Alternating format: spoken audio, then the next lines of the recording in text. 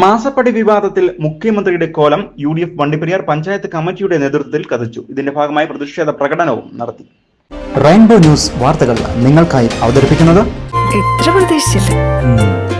Surprise ആയില്ലേ?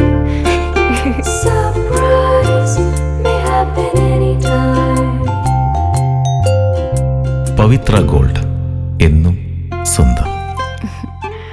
ഒരെണ്ണം കൂടി വാങ്ങായിരുന്നു.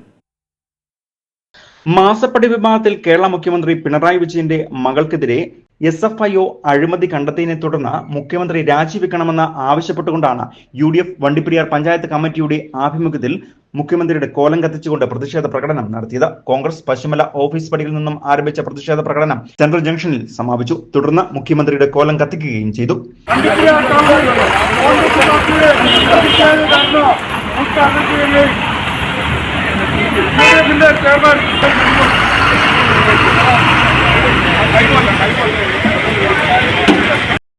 എല്ലാ പ്രദേശങ്ങളിലും നടത്തുകയാണ്.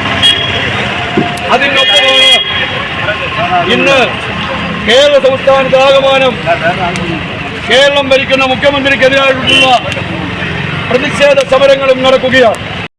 Panchayat committee convener TH Abdul Samad, മണ്ഡലം പ്രസിഡന്റുമാരായ രാജൻ കൊഴുമാക്കൽ, ബാബു ആൻഡപ്പൻ, നേതാക്കളായ S Ganesan, K Mariappan, TM Muksin തുടങ്ങിയ നേതാക്കൾ പങ്കെടുക്കുകയും ചെയ്തു.